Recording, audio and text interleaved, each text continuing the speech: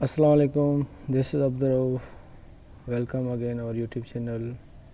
अॼु असां जेके सिंधी जा जेके CS जा पास पेपर आहिनि उन जे बारे में असां डिस्कस कंदासीं, छाकाणि त इहे SST टेस्ट जे लाइ इम्पोर्टेंट क्वेश्चन आहिनि, त उन मां को बि क्वेश्चन मोस्टली अची सघे थो।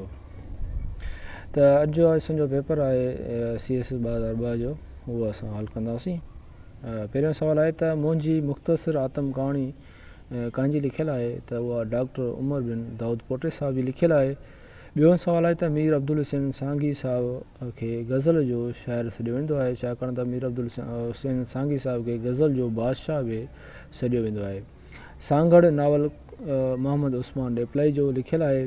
क्वेश्चन नंबर 4 आहे त 4 मुकाला मोहम्मद इस्माइल अरसाणी जा लिखियलु आहिनि। क्वेश्चन नंबर 5 आहे पशो पाशा अफ़साने जो लेखक जमाल अबड़ो साहब आहे।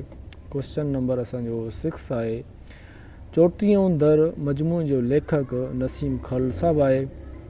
क्वेश्चन नंबर 7 आहे असांजो तलबल मौला काफ़ीअ जो शाइर आहे, जंहिंखे मोहम्मद ज़मान बि चयो वेंदो आहे, त हुन घणो काफ़ी ते कमु कयो आहे। क्वेश्चन नंबर 8 आहे असांजो लोक अदब तख़लीक़ कंदड़ खे सुगड़ कोठियो वेंदो आहे। क्वेश्चन नंबर 9 आहे असांजो तारिक अशरफ सोणीअ जो एडिटर हुयो। क्वेश्चन नंबर 10 आहे त मीरनि जे दौर में सिंध जी सरकारी ॿोली जेका हुई फ़ारसी हुई, त इहो सुवाल बि इम्पोर्टेंट आहे। क्वेश्चन आहे असांजो, त इहो सुवाल बि अची सघे थो त मीरनि जे दौर में सिंध जी सरकारी ॿोली कहिड़ी हुई। क्वेश्चन नंबर 11 आहे त शाह एलिया मिर्ज़ा कलीज बेग जो तर्जुमो कयल ड्रामो आहे। क्वेश्चन नंबर 12 आहे त बेलाइन जा बोल डेह डेह जो तारीर कयल किताबु आहे। डॉक्टर संदीलो, डॉक्टर अलाना, डॉक्टर नबी बख्श बलोच। डी असांजो सी ऑप्शन सही थींदो। दिलि जी दुनिया जो लेखक जेको आहे उहो केरु आहे? अल्ताफ़ शेख आहे, सुलेमान शेख आहे, अमर जलील आहे, त सी ऑप्शन सही आहे। मौलूद जेको आहे शाइरी जी सनफ़ आहे, इनकलाबी मज़हबी इख़लाक़ी मज़हबी जी तारीफ़ आहे, छाकाणि त मौलूद जेको आहे नबी करीम सल्लल्लाहु अलैहि वसल्लम जी शान में ॻायो वेंदो आहे।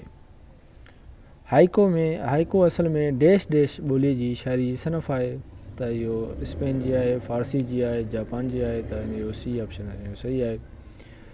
रहनुमाई शाइरीअ जी तसनीफ़ आहे, डॉक्टर फ़हमीदा हुसैन जी आहे, डॉक्टर इब्राहिम ख़लील जी आहे, डॉक्टर अलाना जी आहे, त इहो डॉक्टर इब्राहिम ख़लील जी तसनीफ़ आहे। क्वेश्चन नंबर असांजो 17 आहे त लॉट डेह डेह जो मजमू आहे, शाइरी जो आहे, अफ़साननि जो आहे, ड्रामनि जो आहे, त इहो शाइरी जो मजमू आहे। क्वेश्चन नंबर असांजो 18 आहे त रगियूं थियूं रबाब जो ख़ालिक़ जेको आहे केरु आहे? अल्ताफ़ अब्बासी, अल्ताफ़ शेख, तनवीर अब्बासी, त इन जो सही ऑप्शन सी ऑप्शन आहे तनवीर अब्बासी। क्वेश्चन नंबर असांजो 19 आहे डॉक्टर गुरबख्शानी जो रिसालो तरतीब ॾिनो, सचा सरमस्त तरतीब ॾिनो, शाह अब्दुल लतीफ़ ॾिनो, सामी ॾिनो, त हिन जो शाह अब्दुल लतीफ़ सही आंसर आहे। क्वेश्चन नंबर 20 आहे त काज़ी काज़न डेह डेह जो शाइर आहे, समा जे दौर जो, सुमरनि जे दौर जो, कलरनि जे दौर जो, त इहो समा जे दौर सां तालुक़ु रखे पियो। इहो हुयो असांजो CS 2002 जो सिंधी जो ऑब्जेक्टिव टाइप पेपर। वधीक असां ॿिए लेक्चर में 2003 जो पेपर डिस्कस कंदासीं। Thank U very much.